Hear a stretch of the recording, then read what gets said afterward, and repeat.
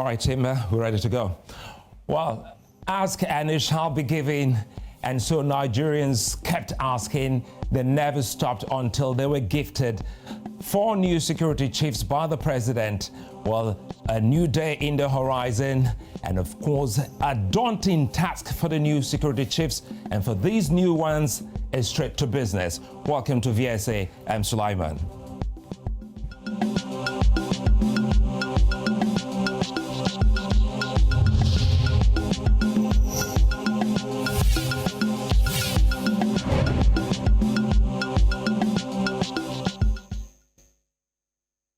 Well, Nigeria has a sword of security challenges, and it's almost a case of a new day, a new problem for citizens. Boko Haram, that has devastated the northeast for more than a decade, has transferred its devilish spree to the northwest, while bombings have been ceaseless. Kidnapping and banditry have also been topmost security upheaval. Now, other than the federal government of Nigeria, various state governments have had their share of the bitter pill. In northwestern states like Zamfara, the allure of gold has led to banditry, which held sway until recently. Kaduna is still a hot spot of kidnappers in the country. In the southeast of the country, herdsmen and cattle rustlers have infiltrated the region. The southwest has been battling new waves of kidnapping cases and herdsmen crisis in Oyo, Ondo, Ogun, and other states of the region. North-central roads have become pressure points for security agencies as kidnappers rain terror on travelers, causing a spike in air travel. Like previously said, the new service chiefs are expected to get straight into the action. The wait for the peace that is badly needed in Nigeria can't be longer. Well, joining me today on VSA, Flt Lt Terry Ajobena, retired, and of course a security consultant, and Captain Okhai Akhigbe, also retired, who is also an intelligence expert. Gentlemen, many thanks for joining me on the show today. Thanks for having us. Thank you very much, Sulaiman. Yeah, it's great it's an exciting moment for Nigerians, and of course, going by the profiles of the new service chiefs, let's start with you, Terry. There seems to be a clear fact that there are experienced people on the problems in the northeast. For instance, Major General Irabo, the Chief of Defense Staff, General Atairu, who's the Chief of Army Staff, and Air Vice Marshal Amo, the new Chief of Air Staff, have been at the theater of war as commanders. What does this imply for Nigerians?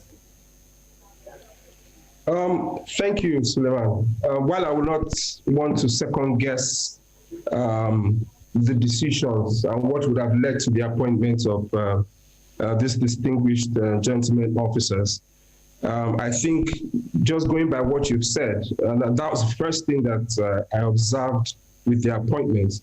Every one of them seemed to have some kind of field experience, particularly in the Northeast conflict. So I think it speaks to a certain shift and a change in expectations for what and the outcomes we want, the government wants to see in the region. So thumbs up to the government. A lot of people have been crying for this change. It's here now, and we must find a way to move forward. I think that's it, really. Akhigbe, listening to Terry, he's just echoed what has been in the country, talking about a lot of people asking for a change. Did that also resonate with you? Well, I think I have mixed feelings about it, in the sense that, yeah, there was a large cry for a change of service chiefs, and this has finally happened. But I don't want to sound like the evil prophet. First time we met, you and I think possibly some 9-10 years ago, one of the first things I said about Boko Haram attacks was that it was going to get worse. So I'm going to say this, throw myself out there and say, well, listen, I'm not going to expect anything to drastically change. I mean, this is a great team. They have a lot of experience. That's on the one hand. But on the other hand, we have a complex security problem, really complex. And let's not forget that security problems are usually a manifestation of socioeconomic issues. And these issues are not limited to Nigeria. These issues are cross-border. If we track these things in history, we're going to find out we've been dealing with cross-border issues in the last 25 years, going back to Operation Zaki in Borno State under retired Colonel Mara when he was the military administrator of Borno State. So the thing is, there's no monopoly of violence right now. You know, once upon a time, military forces, you know, had a monopoly of having, you know, weapons, having training. Over the years, we found that there's been an influx of all kinds of individuals that have been operational across Libya, across the Sahel, from Sudan. So we're having a mix of people coming into the region. And the unfortunate picture here is that Nigeria looks like a good hunting ground.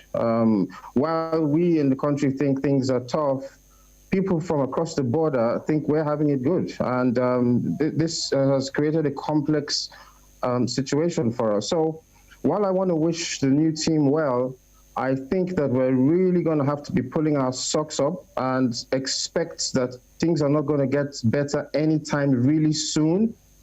We're going to have to dig deep and pull out the resilience, create more resilient communities, and take all our planning down to the lowest levels. Because a lot of what has been discussed most of the time is at the strategic level, which is great, which is protecting the borders. But what about the individuals that have to travel? They have to go from one state to another. They have to stay at home. They have to send their children out. How do we provide protection for all of these citizens and foreigners as well? So it's a complex problem. And going forward, I've always said in the last 10 years that we have a potential to come into new prosperity, but new prosperity comes with new challenges. So we're going to have to kind of step up to these new challenges. Well, thank you very much for reminding us. I really can't remember that it's been a decade since we had that conversation, and it just looked like yesterday. I also had that same conversation with you, Terry. Now, looking at this critically, it's about time Nigeria, you know, started winning this war. And that is why, gentlemen, both of you are here today. Tell us, Terry, if you will, what are those key things that you expect us to start doing at the moment? Okay, when you say us, are you referring to the armed forces, or are you referring collectively to us as a nation? We'll come back to the armed forces specifically. Now let's look at what Nigerians, because there are wild jubilations across social media, social platforms, even from the military, and Nigerians are also talking about this change in guard. What does this mean for the people? Well, again, if you roll back a bit to my comment earlier on, there was a clamor for this, and again, you can't entirely blame the people. Now, people have been pushed and have had to experience these things, whether directly or reading about them on social media, hearing about them on the news. There is going to be definitely that expectation that, look, if we've been doing this thing the same way for this long, perhaps we need a new team to be able to come up with ideas on how we can recalibrate and begin to take back this war. So yeah, you can't blame the people and whoever is celebrating, but I kind of share in Okhai's sentiments. The truth is, there is no magic wand that is going to resolve the issue in the region. It's not going to happen overnight. It's going to take a concerted effort of not just the military, but the government as well, and the people too. There's a role, and I think I'd said this in some of the interviews I've had with you on this matter. There's a role that everybody has to play. And yes, it's time for us to fold our sleeves and get to work. But I think again, there is a role that leadership has to play when it comes to resolving this issue, regardless of how complex it is. I am one person that believes that we can win this war if the will is there, the determination, and if we have the kind of ideas and commitment from the government, and I'm talking about the 3 tiers of government. Everybody has a role that they ought to play, in trying to resolve all of this. Terry, for a bit before I come back to Okhai. I recall then you had spoken as well as written on how to protect key national assets, and that was when Boko Haram made an incursion into Nigeria's capital, Abuja. But since they've been moved and there is a theater of operation, a theater of war, what are those key things that you think that people who live, because we'll come back to the military, people who live in such, communities, what should they be doing at this point in time? It would say they too should be a part and parcel of helping to win in this war.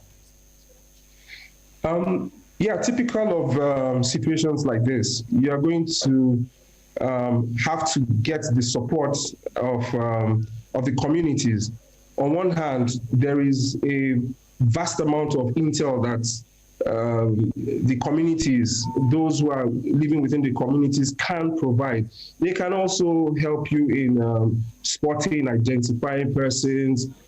Sometimes at a very, and again, I pick my words very carefully, at a very limited level, they can be able to curb some of these attacks or these situations when they happen. I mean, you have efforts like the civilian JTF efforts. So there are these actions that can be taken. But I will say this, it is something the leadership would need to drive, because the truth is people who have been blighted and who have been traumatized by these activities and these events, these attacks, they will not be the easiest of persons to volunteer anything. There has to be a concerted effort to solicit and get that support that is needed for everybody to be able to play their own role. So, yeah, there is a role that everybody has to play, but at this time, one can only express optimism that I don't know to what extent this will change anything, but again, I'm one of those people that would like to be optimistic about the prospects of us resolving this, because we all need to have that mindset that we can win this war. And I think from that point, hopefully with leadership, with good leadership, we will start to recover and score some gains in this fight. Score some gains. Okhai, let me bring you in here. 10 years is so long a time, but it looks so short a time that this war has been on in Nigeria and counting.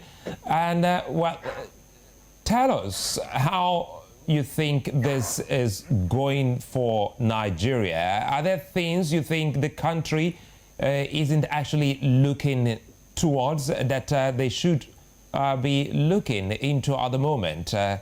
Going further?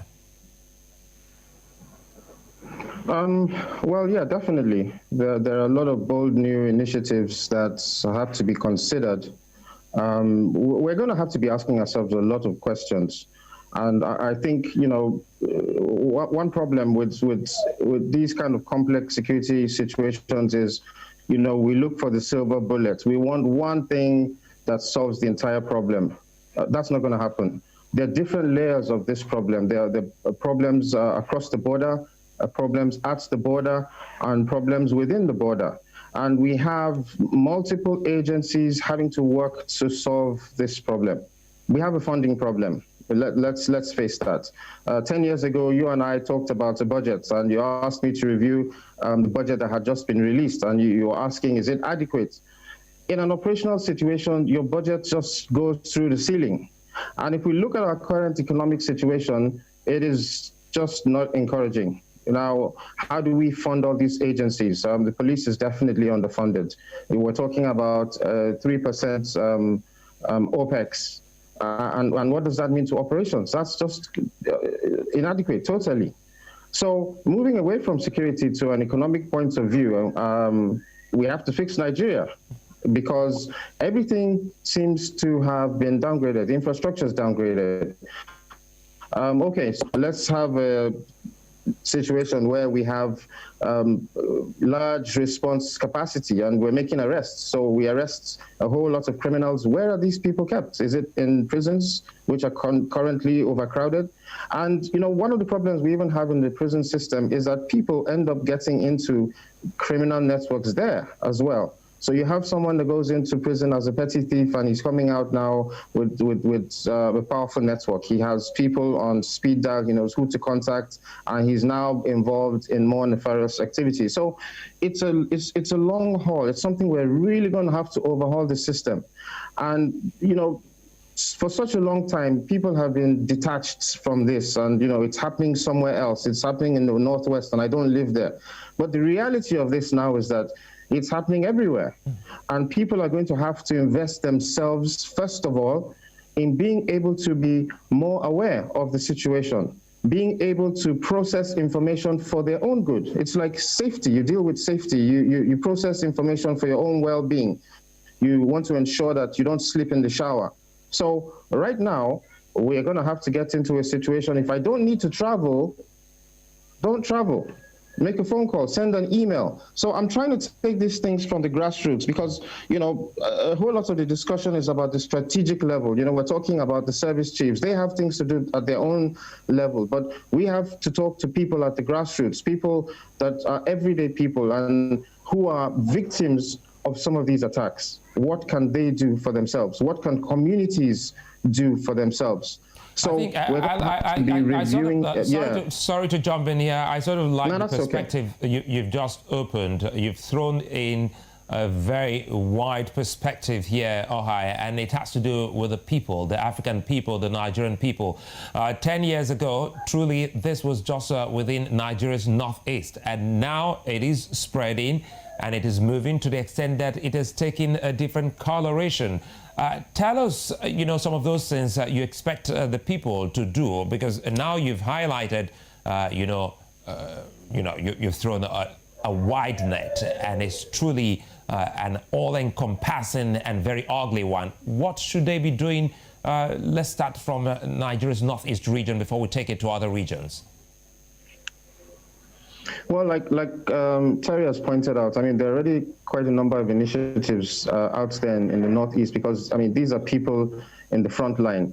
They have very little choice but to be able to act or die or become a refugee in your own country. So for a lot of people in the Northeast, they already have a lot of response mechanisms in place, in conjunction sometimes with the law enforcement or military forces.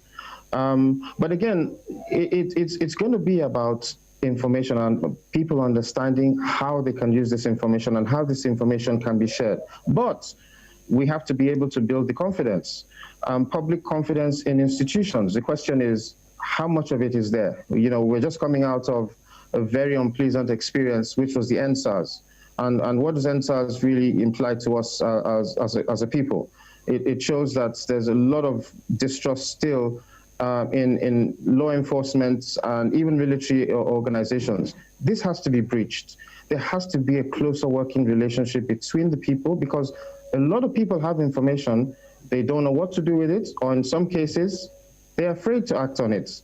So one question that, you know, I would kind of push back to public agencies, be they law enforcement or military, is how do we improve the relationships between these agencies and the public? I mean, I do know that there are confidence building initiatives in place, but how do we improve this? Because you see, the fact is that most of these criminal groups are exploiting these gaps. They're exploiting these gaps because they know that there are a lot of gaps in information sharing, there are a lot of gaps in protection, and so they are having an easy time moving in between, because they know that even if people cite them, they don't know what to do with the information. So the question is, how can government agencies open themselves up a lot more to input from outside of those agencies. And this is one thing that the service chief themselves have got to think of, because, I mean, they have their own strategies, but will they be prepared to open themselves up to initiatives coming from the private sector, coming from individuals? People do have ideas. So the question is, how do we create the channel for these ideas to be passed across? I mean, if we look at the COVID-19 situation, we see something very interesting. We see where corporate organizations and individuals rally together to put funds together to create support groups for people that were suffering during this period. We need those kind of incentives and initiatives. We also need to be able to boost the morale of those in the front lines, because sometimes I feel that they're forgotten. They're on the back pages of the newspaper, you know, whereas they should be given a whole lot more attention, because they're the stopgap. If those guys were not there doing what they're doing, sacrificing themselves and losing lives, most people would have run away from their homes, even in the southern parts of the country. So I think we need more people, more organizations to rally around, to use that model that we've used with COVID-19. We saw people raising billions of naira as initiatives. Why can't we do the same? Because let's face it, COVID-19 is a threat. Let me jump in here. The point is you've been able to establish a not too far-fetched example, bringing in the NSAS and how young Nigerians were able to rally support across the globe, irrespective of where they lived. They were able to pull resources together for once. Let me bring in Terry here. Terry, let's stretch it and see if there are other things that you know, young Africans, but in this case Nigerians, can do to support the troops, especially those in the front line, and how best can the populace boost the morale of these men and officers? Thanks, Sulaiman. Okay, I'm one of those people who loves to monitor social media. And over time, I have seen individual efforts, people trying to drive and rev up support for our troops. And I think a majority, I mean, without prejudice to the distrust and those suspicions that Okhai alluded to, I think on the whole, there is an appreciation for the work that our troops are doing in the Northeast. I mean, there's no gainsaying, if those guys were not there, just like Okhai highlighted, that would be, I don't want to imagine what would have happened to us as a nation. You know what Okhai said, sorry, I'll let you continue. What Okhai said is that it's not enough. He's saying that Nigerians and the government, especially corporate Nigeria, should, you know, wade in and see how they can, you know, it's more like a boost in, you know, to jack this whole support in process. Yeah, and that's what I'm saying. Now, we have these droplets of initiatives, individual support. The problem we have is, for whatever reason, the government or those in leadership have not been able to harness this and get everyone to come together. It's not been concerted. So that is what is missing, and that's why I kept saying one thing. And for me, people will say you can't just expect the leadership to do everything. That's true, but there is a sense where the leadership has to go out and court the public. There must be a concerted effort, and that's the challenge that I foresee the new service chiefs having to undertake.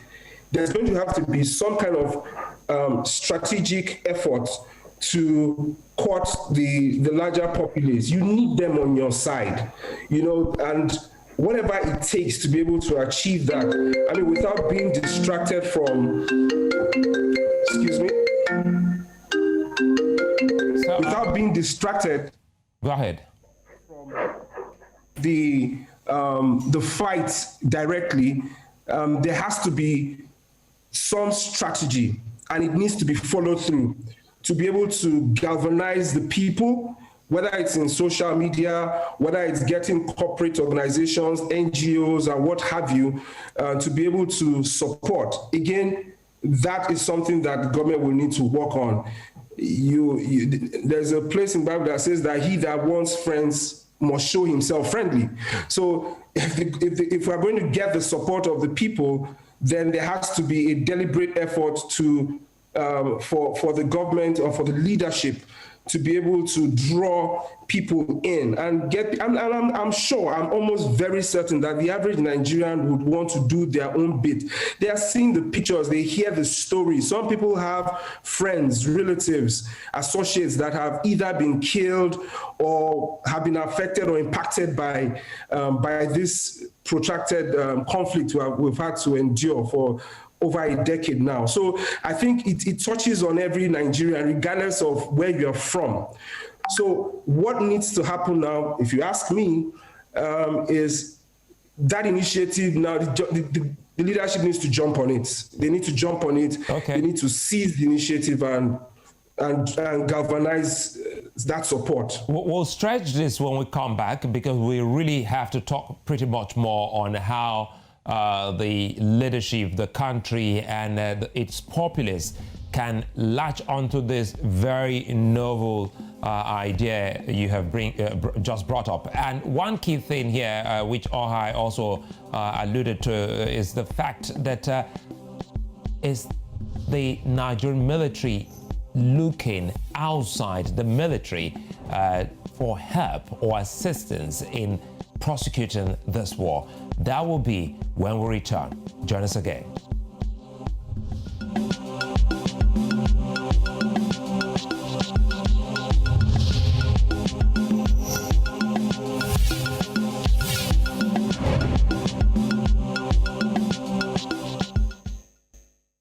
Well, the Nigerian space has been flooded with encomiums and criticisms as the news service chiefs get to work with immediate effect. Well, Nigeria's new chief of staff, many say, was dismissed as the theater commander of Operation Lafia Dole less than 4 years ago.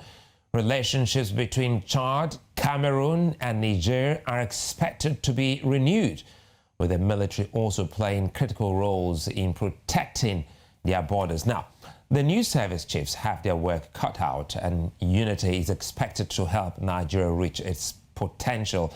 All service chiefs are expected to work in unison to prevent some of the issues that had plagued Nigeria's battle against insecurity so far. And that's why our guests, Terry Ajobena and Okhai Akhigbe, both have said that Nigeria should start looking, even from outside the military, looking within the country for experts and, more like CSR from the populace to see how they can help, rejig and get the military back on winning ways. Gentlemen, is our home stretch here on Village Square Africa. Quickly here, we're still talking about how this can work for Nigeria and its troops. And let me come to you, Okhai. Listening to both of you, what truly comes to mind is we already see that in Nigeria there is the need, the deep, need for this war to be over. And now that you have thrown in the perspective of the people coming to helping in winning this war, tell us if this also includes intelligence gathering and maybe propaganda, or you want to call it information. Oh, sorry, Sulaiman, was that for me? I thought that was for Terry. No, I just had to rejoin the meeting. Would you just want to run that by me?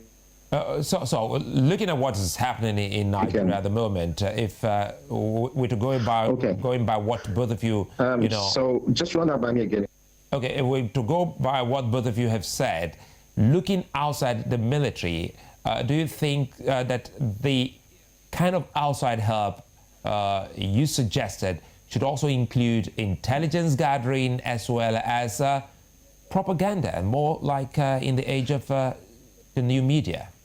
It looks like we have to reconnect with Okhai. It looks like there's a delayed feedback from me to you, Okhai. Terry, if you can hear me, I don't know if you, did you get the question? Could you come again with the question? Good. You know, we're trying to, you know, dissect some of those things both of you said in the first half of the show. And I'm asking if some of the outside help needed to prosecute in this battle in Nigeria should include intelligence gathering from, for instance, experts like yourself, ex-military officers, ex-servicemen, ex-police officers.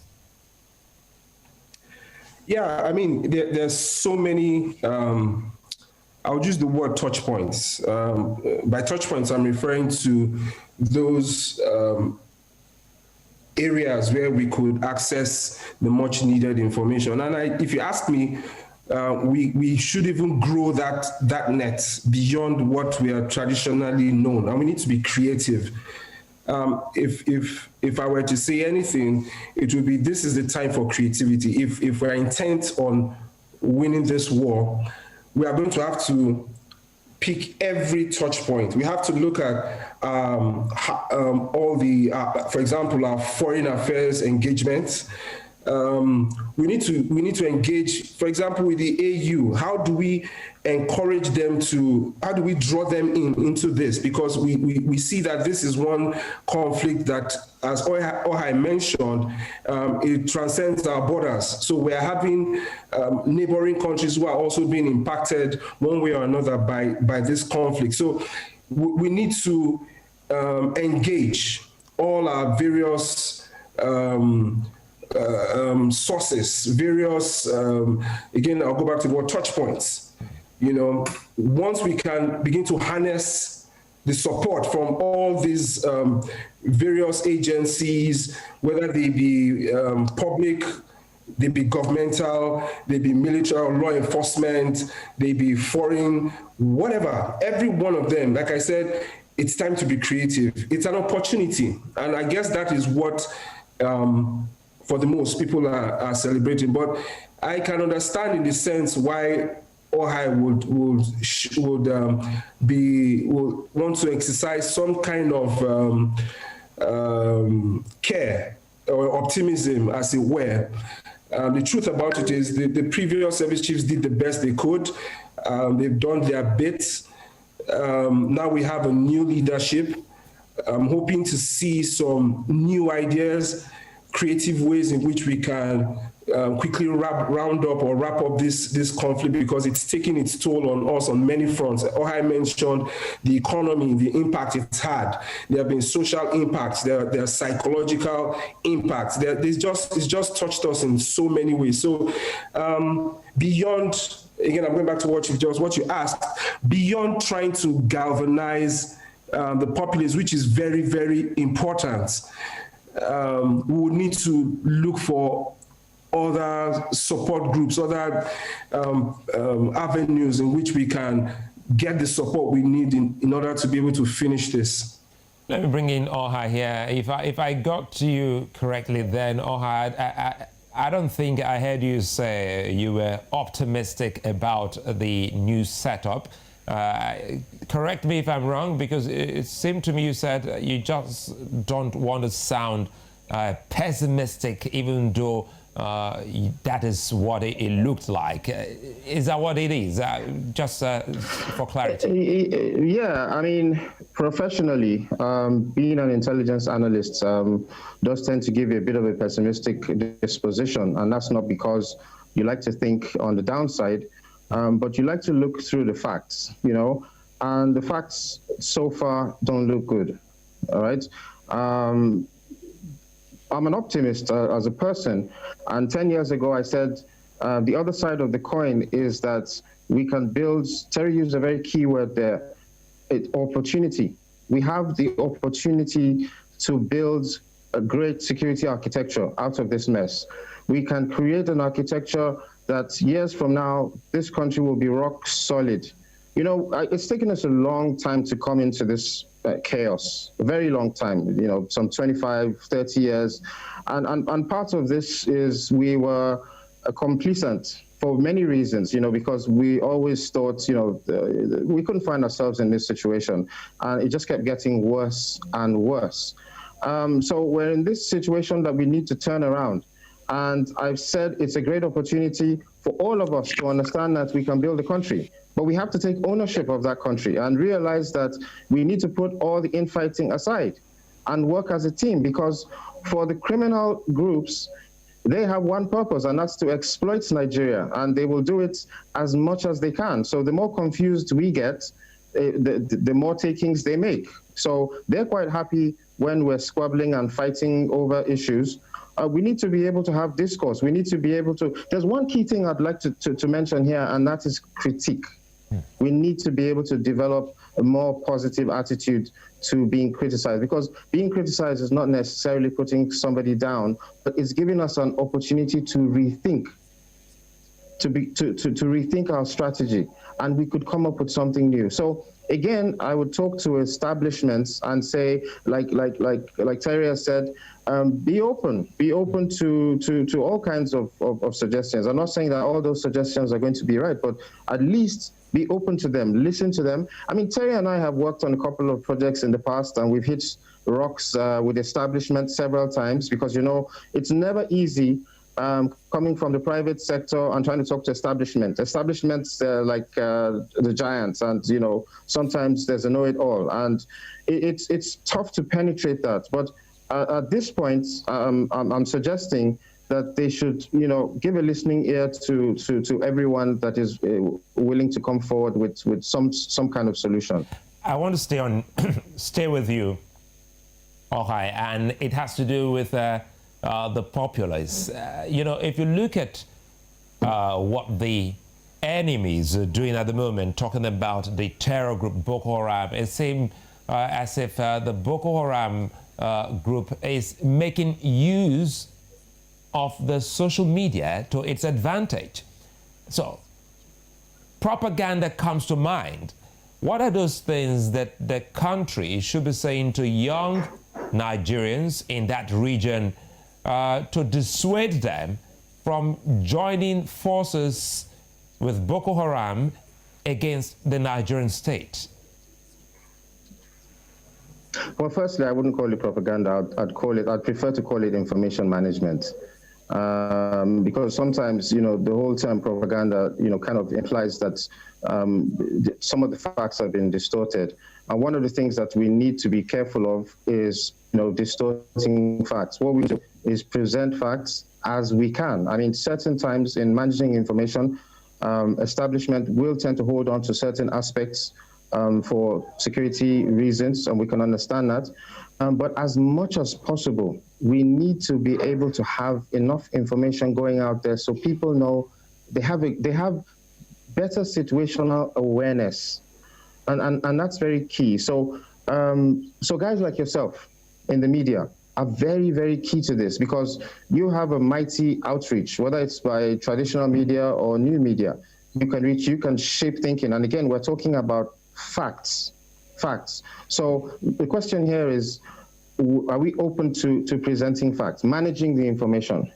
You know, there's a lot of responsibility that comes with that, you know, because having worked in the intelligence sector for a while, I've come to realize that sometimes people cannot deal with facts. So you have to be able to manage the information and just give them what they need that is useful to them. Don't overload them with facts, because that becomes another problem. So we need to work in that area as well. The media has a huge role to play in that aspect. And I think you're one of the guys, having worked with you in 10 years, that can take this initiative forward as well. Well, that's what one of the key reasons News Central has decided to stay on some of these key issues on security on the continent. Because if you look at it now, stretching it, looking at the continent in Mozambique, there is crisis from the Sudan to the Sahel. We have pockets of crisis across the continent. And Okhai did mention that this has gone beyond, the Nigerian border. Terry, let's talk about continental bodies, which you also mentioned, the AU. Time was when regional bodies like ECOWAS weighed into this. Do you think this is actually getting out of hand for the AU to manage? Because it looks like we have pockets of crisis across the continent. Well, Sulaiman, if you ask me, our continent has always been blighted with one conflict or another. I'm not sure there's ever been a time, in modern Africa, there's ever been a time where there was no conflict. It's almost come to be synonymous with the continent, as it were. Now, but we must begin to have a shift in mindset. And many times, it's not like people don't know what we ought to do. It's the will, the collective will for us to be able to begin to seek out ways, that we can begin to deal with some of these conflicts. Because if you ask me, a lot of them are unnecessary. Some of the conflicts are either initiated or sustained by certain factors like leaders not wanting to give away power, wanting to perpetuate themselves, and they're just a plethora of all these issues. But I think, again, the optimistic part of me, I always like to think there is an opportunity in the midst of all of this.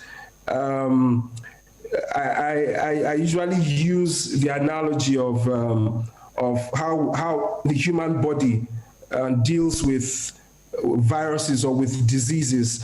What is a vaccine? We're in the COVID period. What's a vaccine? It's just introducing a small amount of the very virus that you're trying to fight. And then with that, the body is able to muster its defenses and to be able to take care of that situation. So that's how I always see these conflicts. If we have the right mindset, if we approach it correctly, like Okhai just said, it is an opportunity for us to find creative ways to build the continent, build the nations within the continent. But Sulaiman, that's a very long conversation on its own. I think you will need another edition just to be able to properly unpack and mitigate this particular issue. But suffice it to say, it's a paradigm thing. If the leaders of the African Union and the various regional organizations that we have, if they don't make it a priority and if they don't summon the will to be able to address these things, we will keep having to deal with this. My concern, though, is I hope we don't get to a situation where our resistances just give.